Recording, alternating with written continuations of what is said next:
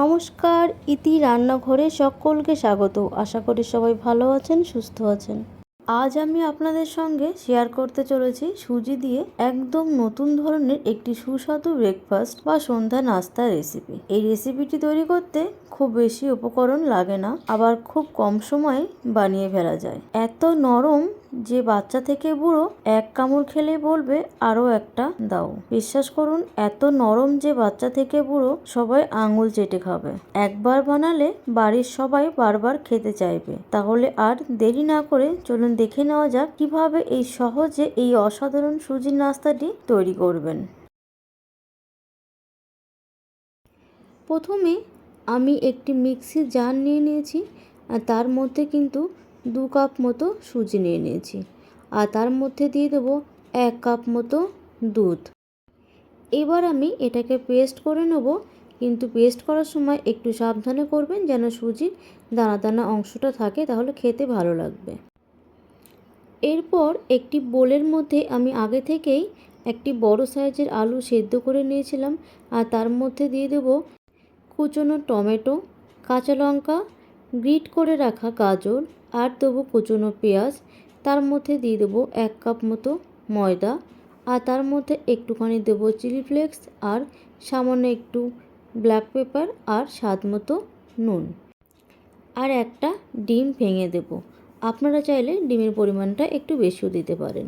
এবার আমি এই সবগুলোকে একসঙ্গে খুব ভালো করে মেখে নেব, যেন আলুর দানা দানা অংশগুলো না থাকে।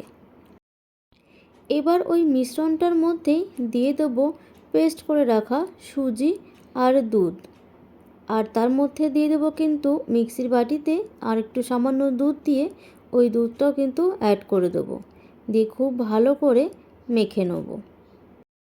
এই মিশ্রণটি মেখে নেবার সময় হাত দিয়েও মেখে নিতে পারেন, আবার কিন্তু হুইস্কের সাহায্যেও ভালো করে মেখে নিতে পারেন। আপনারা কিন্তু এখানে দুধের জায়গায় জল ব্যবহার করতে পারেন। দুধ দিলে একটু খেতে বেশি টেস্টি হয়, তার জন্য আমি কিন্তু এখানে দুধটা ব্যবহার করেছি। আর এই ব্যাটারটা একটুখানি দেখে মেখে নিতে হবে, যেন খুব বেশি ঘন বা পাতলা না হয়। এরপর একটি ফ্রাইং প্যান ভালো করে গরম করে নিয়েছি, আর তার মধ্যে সামান্য ব্যাটার দিয়ে মেল্ট করে নেব। তারপর তৈরি করে রাখা ব্যাটারটি ফ্রাইং প্যানের মধ্যে দিয়ে হাতা দিয়েই কিন্তু গোল করে নিতে হবে। খুব বেশি করে দেবার দরকার নেই, একদমই কিন্তু ছোট ছোট করে করলে দেখতেও ভালো লাগবে, আর তাড়াতাড়ি কিন্তু কুকও হয়ে যাবে। এবারে আমি 1 থেকে 2 মিনিটের জন্য ঢাকা দিয়ে দেবো।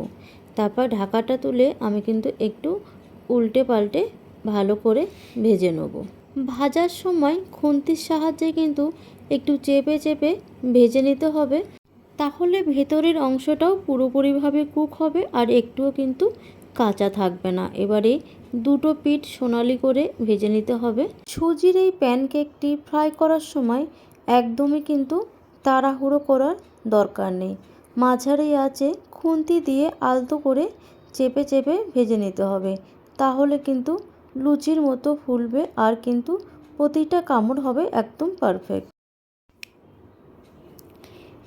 এবার ঠিক একই রকমভাবে বাকি ব্যাটারগুলো একে একে কিন্তু ভেজে নিতে হবে। আমি এখানে চিনি দিতে ভুলে গেছিলাম, তাই কিন্তু সামান্য চিনি অ্যাড করেছি।